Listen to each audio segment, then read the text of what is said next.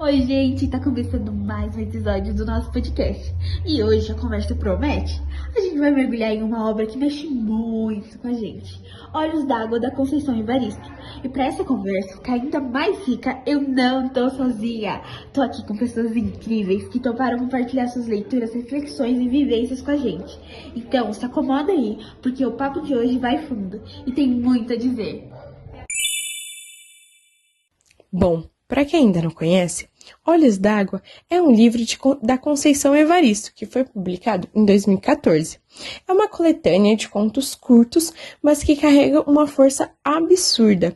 A Conceição coloca no centro das histórias personagens negros, principalmente mulheres, e mostra as violências que essas pessoas enfrentam no dia a dia. A escrita dela é muito própria, muito viva. Ela não separa literatura e vida. Pelo contrário, ela traz vida para dentro da literatura.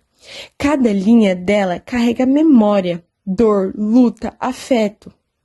E ela mesma chama isso de escrevivência, um jeito de escrever a partir das suas próprias vivências e das vivências das pessoas, do seu povo, né? Cada conto de Olhos d'Água é um soco e, ao mesmo tempo, um abraço. A Conceição denuncia a desigualdade histórica, mas também humaniza quem tantas vezes é tratado como invisível. A leitura é profunda, atravessa a gente. Não é só um conjunto de histórias, é resistência, é afirmação de identidade. Entre esses contos tem Ana da Venga, um texto curto, mas que carrega um mundo dentro. A gente conhece Ana, uma mulher que vive num morro, junto com o da Venga, seu companheiro. A vida deles é difícil, tem fome, tem trabalho pesado, tem cansaço, mas, mesmo diante desse cenário tão duro, ainda existe pequenos gestos de amor e de esperança. Ana carrega no corpo e na alma marcas da pobreza, da violência e da exclusão, mas carrega também o desejo de viver, de sonhar, de construir alguma coisa diferente. A espera pelo filho é cheia de alegria, mas também vem carregada do medo. O medo de ver o ciclo da dor se repetir. O conto é bonito porque mistura tudo: amor, dor, festa e ausência. A Conceição mostra como os pequenos momentos do dia a dia, aqueles que às vezes passam despercebidos, dizem muito sobre quem a gente é. São esses detalhes que revelam a humanidade que o sistema, infelizmente, tenta apagar. Ana da Venga não é só a Ana. Ela é muitas Anas, muitas mulheres, muitas histórias que seguem acontecendo ainda hoje, longe dos grandes centros, fora dos holofotes. E são essas histórias que ajudam a entender o Brasil real, aquele que nem sempre aparece.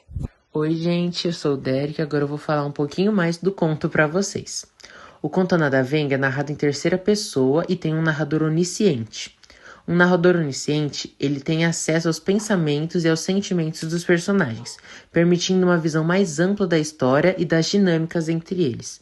O narrador onisciente, ele sabe tudo o que as personagens pensam, sentem e o que elas vão fazer. A narrativa se passa no final do século XX, aproximadamente na década de 1990. O espaço central da história é a casa de Ana da Venga, que representa a realidade das periferias urbanas brasileiras. Além disso, o conto contrasta esse espaço pobre com a parte rica da cidade, que é uma desigualdade muito presente durante todo o conto. Ele mostra muito que Ana da Venga vive numa situação muito precária, que Ana da Venga vive numa situação onde a desigualdade é muito forte. E aí essa desigualdade é explorada durante um assalto que acontece na parte rica da cidade, evidenciando as desigualdades sociais presentes no contexto urbano. Olá, gente, meu nome é Yasmin Cavalcante e hoje eu vou conversar com vocês um pouco sobre os principais personagens que o conto inclui. Temos a nossa protagonista, Ana da Venga, que luta contra as diversidades impostas pela sociedade. O da Venga, um personagem que se relaciona com a Ana, Maria Agonia, outra personagem importantíssima na narrativa, e os comparsas e policiais, personagens que representam a violência e a opressão enfrentadas por Ana. E vamos conversar também sobre o conflito que o conflito central do conto envolve a luta de Ana da Venga contra a opressão social e racial, em um contexto marcado pela desigualdade. Ela enfrenta desafios diários relacionados à pobreza e à violência, buscando dignidade e autonomia em meio a essas adversidades. A história retrata sua resistência e força diante das suas dificuldades que encontram em sua vida. Oi, gente, meu nome é Ana Júlia e eu vou contar um pouco sobre os preconceitos que são retratados dentro do conto Ana da Venga no livro Olhos d'Água, de Conceição Evaristo. A personagem principal, Ana da Venga, é uma mulher negra e pobre.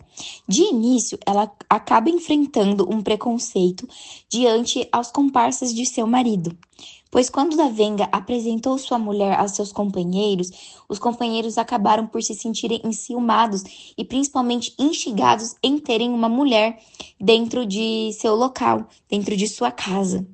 Além disso, como muito comum dentro dos contos do livro de Evaristo, seguindo a ideia do preconceito de gênero, Ana, enquanto mulher, é ainda mais vulnerável à exploração e à violência, quando, por exemplo, os policiais invadem sua casa e acabam matando a mesma, o maior plot twist da história, né? E os policiais acabaram dando como justificativa de que Ana era a mulher do bandido e por isso deviam matá-la. Como outro exemplo, o feminicídio é mostrado no conto. Da Venga, marido de Ana, mata Maria Agonia, uma ex-mulher, pois os dois tiveram um caso e da Venga descobriu que Maria era de igreja e poderia abandoná-lo para seguir as regras e ir morar com seu pai, que era pastor. Quando ele descobriu, se sentiu ameaçado, se sentiu com seu ego ferido, pois acreditou que Maria queria apenas um momento de prazer, sem estar totalmente entregue a ele. Logo, ele se revoltou e matou horrorosamente Maria Agonia. Logo, o preconceito racial, o preconceito de classe diante dos policiais com a Ana e com seu marido, e principalmente o preconceito, a misoginia presente no conto, mostram e retratam o conceito de escrevivência criado por Conceição Evaristo. Oi, meu nome é Milena, eu vou falar um pouco mais sobre a escrevivência e como ela se apresenta no conto.